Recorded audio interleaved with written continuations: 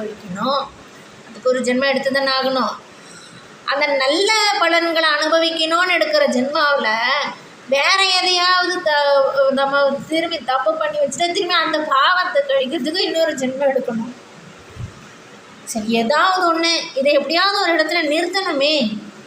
நல்வினை தீவினை ரெண்டினுடைய அக்கௌண்ட்டையும் நில் செஞ்சு ஜனனிக்கிறதுல இருந்தே எப்படி தப்பிக்கிறது? இதை தான் இன்னும் பட்டினத்தார் சொல்கிறார். அவரோட வார்த்தையில் நான் சொல்கிறேன், எனக்கு எங்கே சுயமாக சொல்ல தெரியுது. அவர் சொல்கிறார், அன்னை எத்தனை எத்தனை அன்னையோ, அப்பன் எத்தனை எத்தனை அப்பனோ, பிள்ளை எத்தனை எத்தனை பிள்ளையோ, முன்னை எத்தனை எத்தனை ஜென்மமோ, மூடனாய் அடியேனும் அறிந்திலன் இன்னும் எத்தனை எத்தனை ஜென்மமோ, என் செய்வேன் கச்சி ஏகம்பனே அப்படின்னு அவர் பாடுறார். ஆனால் மீனாட்சி, என்னுடைய இந்த கேள்விக்கெல்லாம் பதில் உனக்கு தெரியும், கணக்கும் உனக்கு தெரியும். ஆனால் நீ சொல்ல மாட்டேன்னோ எனக்கு தெரியும். ஏன் எல்லா ஜென்மத்திலையும் இப்போ வரைக்கும் தொடர்ந்து வரும் உறவு எனக்கு நீ மட்டும்தான் அப்படின்னும் தெரியும். சிவபுராணத்தில் மாணிக்கவாசகர் சொல்கிறாரே, புல்லாகி பூடாய் புழுவாய் மரமாகி பல்விருகமாகி பறவையாய் பாம்பாகி கல்லாய் மனிதராய் பேயாய் கணங்களாய். அப்போ சொல்கிறதுக்கு என் மூச்சு வாங்குது. வல்லசுரராகி முனிவராய் தேவராய் செல்லா நின்ற இத்தாவர சங்கமத்துள் எல்லா பிறப்பும் பிறந்து இழைத்தேன் எம்பெருமானே மெய்யே உன் பொன்னடிகள் கண்டு இன்று வீடுற்றேன் அப்படின்னு. இதில் இருந்து பார்த்தா கல்லுக்கு கூட உயிர் இருக்குன்னு தெரியுது. அதனால தான் பாறைகளிலும் நீர் கசியுது. தேரையும் நீரும் மூச்சும் கொண்டு கல்லுக்குள் இருக்க முடியுது. கர்ப்பத்தில் குழந்தை இருக்கும்போதே அது உணவை நீ தயார் பண்ணுறியே, அதான் இதை சூசகமாக வெளிப்படுத்துகிற மாதிரி மதுரையில் மீனாட்சி சொக்கனான நீ மார்கழி அஷ்டமியில் சப்பரத்தில் எல்லாருக்கும் படியளக்கிற. இதனால் நீ உணவளிக்கும் அன்னபூர்ணியாகவும் உன் ஸ்வரூபத்தை வெளிப்படுத்துகிற. நீ தான் டயட்டிஷியன், நியூட்ரிஷனிஸ்ட் எல்லாமே. ஏன்னா இன்றைக்கி சாப்பிட்ற சாப்பாட்டில் carbohydrate, fat, cholesterol, protein, minerals, vitamin இதெல்லாம் இருக்கிற மாதிரி சாப்பிடணுன்னு டயட் சார்ட் போட்டு தர்றாங்க.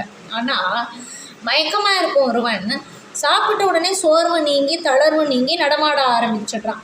எப்படின்னா சாப்பாட்டில் இருந்து எனர்ஜி, அதாவது சக்தி கிடைக்குது, தெம்பு கிடைக்குது. அந்த பசியை போக்கும் அன்னபூர்ணியும் நீதான் மீனாட்சி.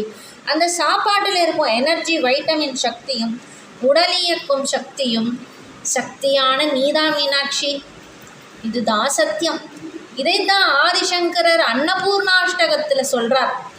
அன்னபூர்ணே சதாபூர்ணே சங்கர பிராணவல்லபே ஞான வைராகிய சித்தியர்த்தம் பிக்ஷாம் தேகி ச பார்வதி மாதா ச பார்வதி தேவி பிதா தேவோ மகேஸ்வரம் பாண்டவாசியோ பக்தியாச்ச சபேஷோ புவனத்ரயம் அப்படின்னு.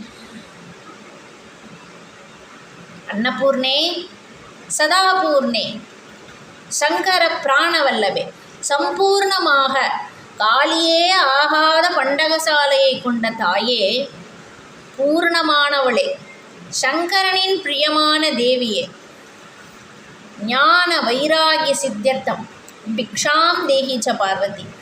நீ படியளக்கும் சாப்பாட்டில் உணவில் என்ன கிடைக்குது? பசி மட்டுமா போகுது? எனக்கு ஞானமும் வைராகியமும் சித்திக்கிற மாதிரி அந்த உணவை நீ எனக்கு படியளக்கிற. அப்படி ஒரு உணவை நீ எனக்கு பிக்ஷையாக போட்டுட்டு தான் இருக்க. இருந்தாலும் கேட்க வேண்டியது என்னோட கடமை. அப்படி ஒரு உணவை என்னோட உயிர் இருக்கிற வரைக்கும் பிக்ஷையாக எனக்கு நீ போடு. நீ போடுற உணவில் பசி மட்டும் போகாமல் ஞானமும் வைராக்கியமும் சித்தியாகணும் அப்படின்னு அந்த அன்னபூர்ணாஷ்டகத்தில் சங்கராச்சாரியார் பாடுறார். நான் சம்பாதிச்சதாலோ சமைச்சதாலோ எனக்கு சாப்பாடு கிடைக்கிறதில்ல. நீயே எனக்கு போனா போய் தொலையுதுன்னு பிக்ஷையாக படியெழுக்கிறியே, அதனால தான் என் உடல் இயங்க முடியுது. உன் கருணை என்ன? இதெல்லாம் தெரியாமல் உன்கிட்ட நான் எப்படியெல்லாம் அல்பமாக பேசினேனே, அல்பமாக என்னென்னமோ கேட்டேனே மீனாட்சி, அதுக்கு மன்னிச்சிடு. இப்போ நீ தந்ததுக்கு நன்றி.